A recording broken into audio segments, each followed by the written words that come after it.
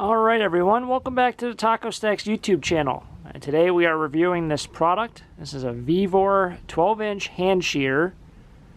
It's very affordable. It's great for scrap metal processing, maybe using for arts and crafts, tin snipping, metalworking, fabrication, and all sorts of other good fun stuff. To say I'm not sponsored by Vevor, so I'm not getting paid or endorsed to make this video. I did not get this product for free. I went out and actually bought it with my own money. I'll give you guys an honest review here on this and what my feelings are. I think first off, I gotta mention how long this handle is.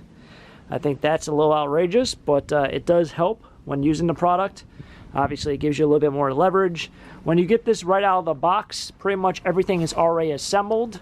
This whole bottom unit is already assembled. You will have to put on this bar, and all you have to do is just screw it into here. It's already threaded, so you just hand tighten it. That's very simple. And then this bar and this bar come separate. Obviously in the same box, they're just not attached when you get it. The only thing is you'd have to attach these bolts right here, which will be already on your unit itself. But this bar would be separate, so you just have to put it through the two holes and then attach the top bar to this bar and put this one bolt on. So that's all the assembling needed for this. If you want to, and I do highly recommend it, there are spots for bolts, so if you want to bolt it down as well. But let's give it a go and see how well this product works. Vevor 12-inch hand shear. They also make an 8-inch and possibly 31-inch, which looks a little bit different, but the 8-inch one looks very similar. Very affordable hand shear, great for metalworking. Alright, so we are doing this video outside. The lighting issue inside is just too difficult with this camera, so really simple. I got some C-clamps here to help clamp down the hand shear into the table. So I am using a work table outside. This isn't usually the normal work table I use, but since I'm not bolting this thing down, and they do actually provide you with slots for bolts right here and over there, I would say that would definitely be handy, but using C-clamps works, I wouldn't say just as well, but definitely helpful, and definitely a necessity if you are looking to use this. This has to be tied down in some sort of way. So very simple, just tighten up these clamps on your shear on the base.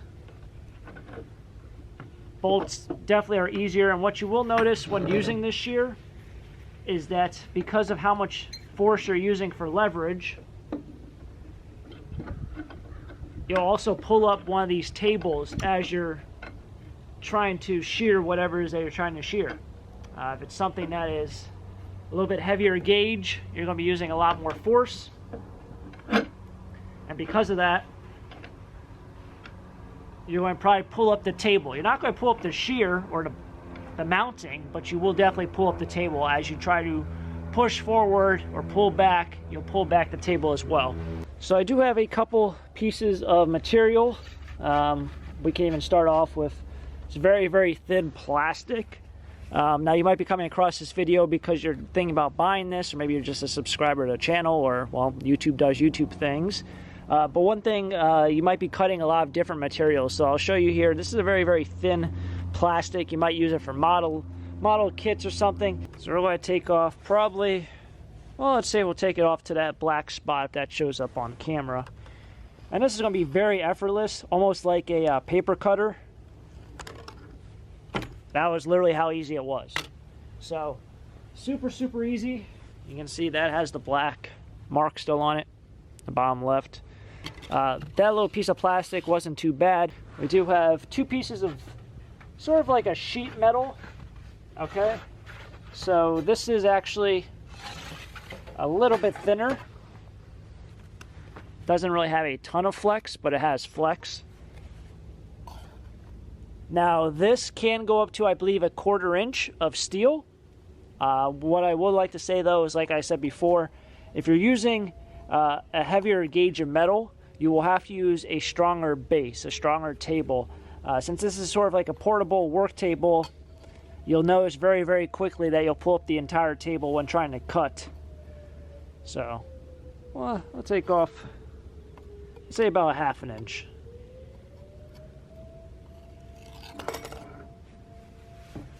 Very, very straight cut. I would say you can't really get a good curved cut. I know that was one question when I was reading the Q&As of this product. A lot of different websites.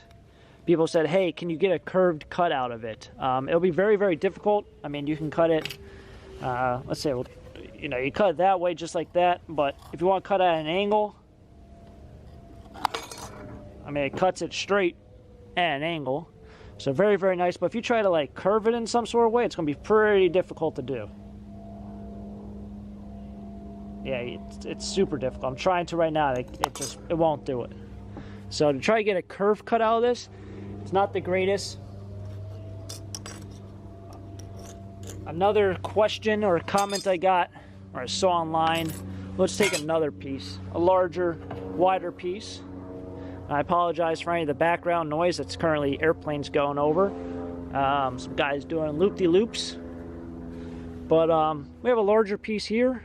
And this is the 12-inch model. They do make different sizes. I think they make a 36-inch guillotine style. This is more of like a pull back, pull down kind of mechanism. There's also an 8-inch model as well. This is the 12-inch. So we'll put that in there. It's super easy. Farther back cut. Now, when you make the cut, the smaller pieces, the thinner pieces, such as this one, for example, you might see a little bit of a curve. Right? It's not completely flat. It's a straight cut, but it's not completely flat. And that is one thing that will happen. If you're trying to make these very, very thin cuts, if you're doing it for some sort of small projects or whatever it might be, you will have to go ahead and flatten this back out. Okay? So it won't, the cutoff, if you're using this just for the cutoff piece portion, you will have to go back and flatten it out if that's what you're looking for. So the reason why I bought this was actually for scrap metal recycling. Okay, you'll notice right here, this is actually all copper. Sometimes these fittings right here are actually red brass. They aren't copper fittings. But if I want to use this and I want to cut off that fitting for whatever reason, let's say that it is brass, I want to get copper price for it, I'd have to cut it off right here to get clean copper, or let me say copper 1, and then this would be red brass. Since this is actually copper, it is copper number 2, so it is a lesser grade, and this is still copper number 1. So I'd get more money even if I cut this off, even though it is the same material, but it is a different grade. So for that purpose, I would definitely like to use this shear, so I can cut this part off right here and then get, you know, a better grade, a better price for this material right here in the corner. Same with this.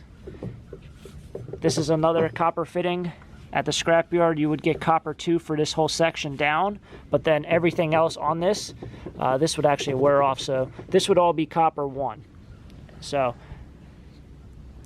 by using this shear, I can save myself a lot of money on Sawzall blades.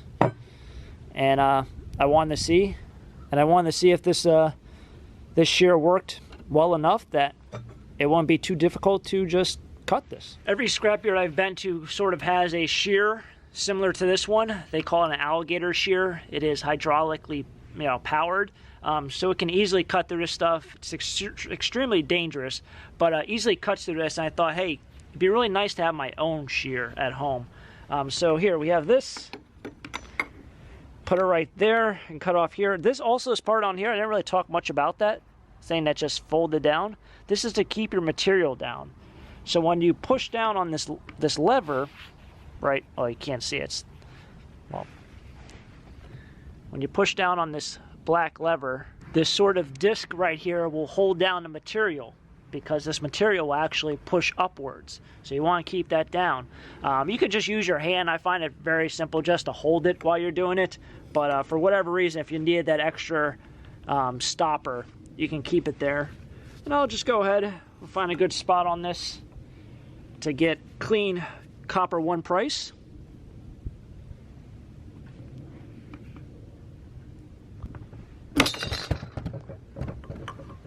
And I shook the entire camera while doing that.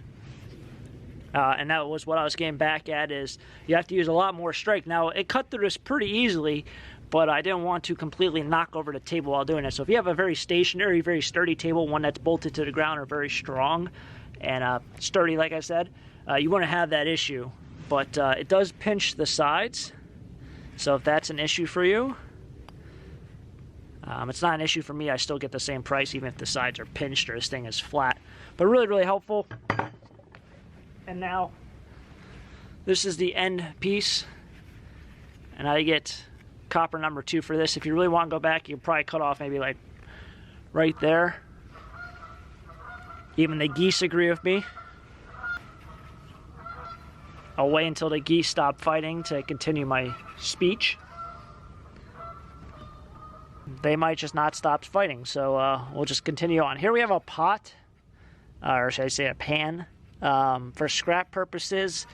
Some scrap yards will give you dirty aluminum for this, but if you take off this handle, which doesn't have any bolts or screws, well, it has bolts, but you can't get that off without cutting off this piece. Oh, they're really going at it. You'll get dirty aluminum price. So if you have one of these machines, you can get clean aluminum with literally just one cut. So I'll put this underneath, and what I'm trying to get at and trying to do is I'm trying to cut this down. If I can cut this down, I can easily just fit a screwdriver in there and pop it right out. I'm going to push this thing up so I get closer and closer to the end.